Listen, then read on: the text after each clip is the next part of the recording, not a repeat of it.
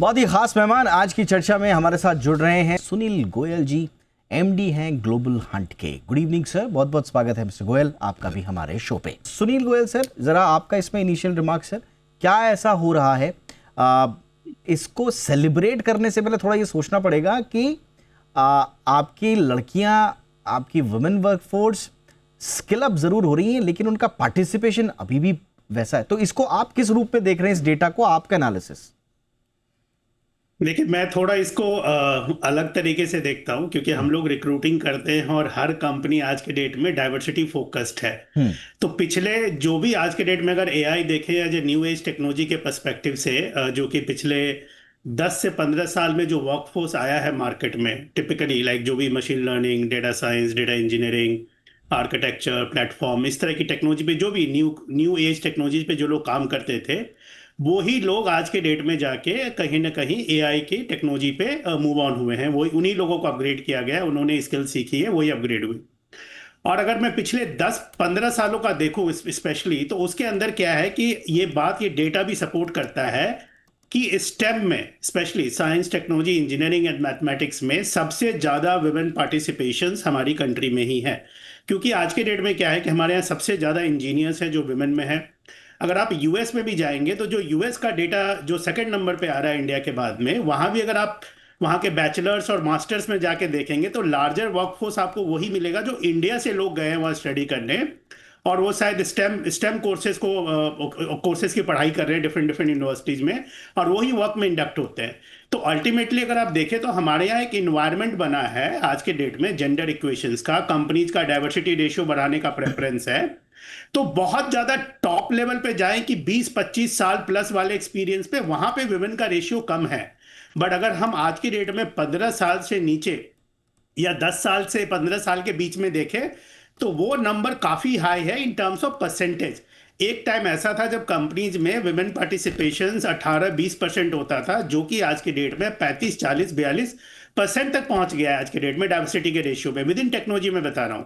तो ये बात सही है कि आज के डेट में, और इसको हम जेंडर स्पेसिफिक से ना देखें, मुझे लगता है कि इसमें पार्टिसिपेशन, इक्वल इंटेलिजेंस है। रादर बहुत बार में तो अब ये कहना कितना फेयर होगा कि वो ज्यादा इंटेलिजेंट होता है एक जेंडर या दूसरे जेंडर से कंपेरेटिव में, but women has a natural abilities to do a multitasking, think ahead.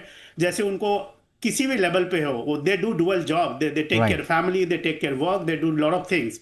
And technology एक ऐसा इन्वायरमेंट है जहां आपको फील्ड में नहीं रन करना पड़ता, आपको बहुत ज्यादा ट्रैवल नहीं करना पड़ता, आप एक स्टेशन होके एक जगह पे रह के काम करते हैं। तो हमारे लिए लगता है कि जैसा कल्चर है हमारे यहाँ, that best suits to the women those who are into STEM segment. तो ये बहुत ही नेचुरल है कि उसमें हमारे यहाँ जो है डाइवर्सिटी वर्कफोर्स लीड करेगा, एआई है या कोई भी नई अपकमिंग जो टेक्नोलॉजी जाएंगी उसके अंदर में, क्योंकि हमारे यहाँ participation from university to the entry level workforce women का सबसे ज्यादा है। गोयल सर, अब क्या क्या हमें करना होगा एजुकेशन सिस्टम में? अच्छा, उससे पहले एक बहुत इम्पॉर्टेंट जो सवाल रह जाता है कि इस तरह की रिपोर्ट्स हमें एक पॉजिटिव पिक्चर तो ज़रूर दिखाती हैं, बट क्या जो एआई का पूरा उभरता हुआ इकोसिस्टम है और भारत में जिस हिसाब से एजुकेशन इंस्टीट्यूशंस के लेवल पर हमारी तैयारी हो रही है, क्या हम बीच बीच में इस तरह के सेलिब्रेशन मोड में आके रियलिटी को तो नहीं भूल जा रहे हैं? तो आप बताइए कि रियलिटी क्या है इस वक्त एआई की ओवरऑल टैलेंट पूल की हमारे देश में, और उसको कंपेयर करते हुए कि दुनिया जिस दिशा में एआई को लेकर जा रही है, हम ठीक दिशा में जा रहे हैं या अभी काम बाकी है? देखिए, मुझे लगता है कि हर कुछ सालों में एक नई टेक्नोलॉजी आती है, और हर किसी को ये लगता है कि ये टेक्नोलॉजी अब शायद लास्ट टेक्नोलॉजी है, सारी चीज़ों को रिप्लेस कर देगी।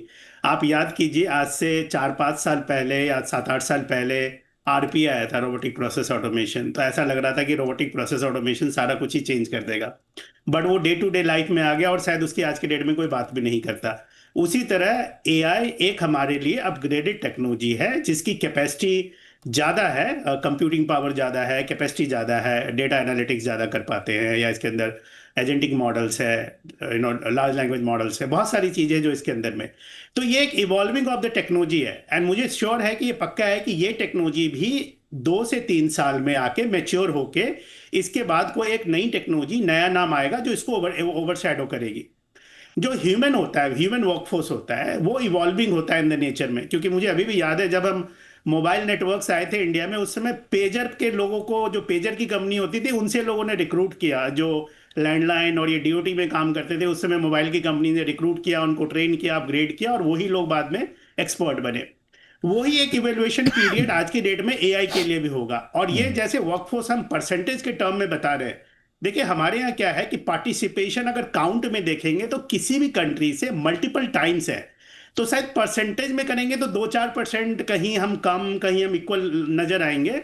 बट अगर अगर आप नंबर ऑफ पीपल की बात करेंगे कि कितने लोग एआई में हैं, तो हम शायद मोस्टली कंट्री से बहुत आगे होंगे। ओके। तो अगर आज की डेट में देखें तो ये सेलिब्रेशन मुझे लगता है कि लोगों के मोरल को बूस्ट करने के लिए, पार्टिसिपेशन के लिए, क्योंकि हमेशा वेस्ट सेलिब्रेट करता रहा है कि वो कुछ चीज़ों में बेस्ट है, हमें भी टाइम टू टाइम सेलिब्रेट करना चाहिए और पार्टिसिपेशन के लिए इनकरेज करना चाहिए हर किसी को, हर जेंडर को, मैन हो विमेन हो। मुझे तो आज के डेट में लगता है कि स्किल हाँ। बेस्ड, कैपेबिलिटी बेस्ड अपॉर्चुनिटी मिलनी चाहिए लोगों को। और मुझे लगता है कि हमारे दोनों ही जेंडर, मेल हो फीमेल हो, आज की डेट में लार्ज कॉर्पोरेशंस में उतनी कोई, मुझे नहीं लगता इतना कोई पार्शियलिटीज है या बहुत ज्यादा कोई है। ये इंडिविजुअल चॉइस है। बट वो एक आप सही कह रहे हैं कि एक हमें रीजन जरूर देता है कि हम इसको सेलिब्रेट करें, हम इस सेलिब्रेशन को खारिज नहीं कर सकते। बट आपको नहीं लगता है कि डीप डाउन जाके हमें थोड़ा सा पार्टिसिपेशन के और थोड़ा सा अंदर उसके डीप रूटेड एनालिसिस को भी देखना पड़ेगा?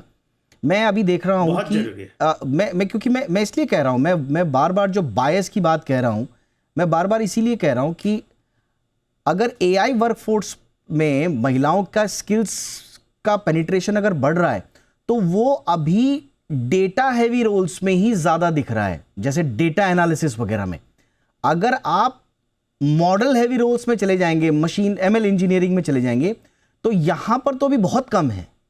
तो ऐसा लग रहा है कि वो आ तो रही हैं वो स्किल्स महिलाओं की उभर कर, लेकिन जो इंपॉर्टेंट रोल्स हैं या जो क्रिटिकल रोल्स हैं उसमें कम है, रूटीन रोल्स में ज्यादा है। तो आपको नहीं लगता है कि यहां तक अभी बहस को ले जाना चाहिए मिस्टर गोयल? हाँ, ले जाना चाहिए, आपका कहना सही है। देखिए हम सारे लोग एक चीज में मिस्टेक करते हैं। जब भी हम किसी टेक्नोलॉजी की बात करते हैं तो मुझे लगता है कि सॉफ्टवेयर कोडिंग को ही हम पूरी टेक्नोलॉजी मान के चलते हैं। वो एक बहुत ही छोटा सा portion of the whole ecosystem है। तो कोई भी टेक्नोलॉजी के अंदर में 360 डिग्री काम होता है, जहां पे कोडिंग का अपना रोल 20% 25% होता है। शायद लोग उसको कॉम्प्लेक्स मानते हैं, इसीलिए उसको सबसे इंपॉर्टेंट रोल मानते हैं।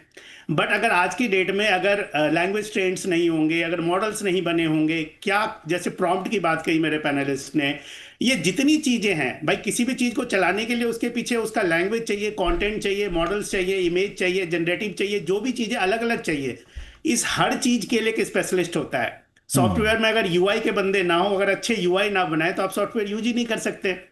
तो उसी तरीके से क्या होता है कि उसी तरह से एक अपना एआई का इकोसिस्टम है। इस पूरे इकोसिस्टम के अंदर में हर जगह पे अलग अलग लोग फिट होते हैं। और टेक्नोलॉजी को सिर्फ कोडिंग की नजर से ना देखें कि कौन code complex mathematical like zero उसका कोड लिख सकता है, उसको उस एंगल से ना देखें। इसको एक ओवरऑल इकोसिस्टम देखें। और मुझे लगता है हर इको बिना एक भी, कहते हैं ना, अगर पूरी ब्रिक की वॉल है तो एक भी ब्रिक खाली रह जाएगी तो दीवार गिरने का डर है या दीवार में स्ट्रेंथ नहीं रहेगी। तो इस पूरे इकोसिस्टम में हर तरीके से पार्टिसिपेशन है और हर किसी का काम इंपॉर्टेंट है। राइट सर, हम इसको सिर्फ कोडिंग की नजर से ना देखें, ओवरऑल देखें। ऑल राइट सर, तो यही उम्मीद करते हैं हम कि ओवरऑल एक जो स्किल पेनिट्रेशन में भारतीय महिलाओं की जो लगातार भागीदारी बढ़ रही है, ग्लोबल हाई पे हम हैं, वो पीछे से जो हम लीडरशिप, क्योंकि अभी 1.91 का भी डेटा दिख रहा है, लेकिन लीडरशिप में सिर्फ 14% का डेटा भी हमें दिखता है। और जैसा कि हमारी चर्चा हो ही रही थी कि आगे जाके इसके क्या क्या नुकसान हो सकते हैं, तो हर पहलू पे काम हो। इस अच्छे वर्कफोर्स पेनिट्रेशन या पार्टिसिपेशन को हम सेलिब्रेट ज़रूर करें, लेकिन इसके इर्द गिर्द जितनी भी तमाम चीज़ें हैं जिन पर तवज्जो देनी चाहिए, चाहे पॉलिसी लेवल पे या फिर दूसरे लेवल्स पर, वो भी तवज्जो मिले, इस उम्मीद के साथ तीनों का बहुत बहुत शुक्रिया। Sunil Goyal sir, thank you so much for your time.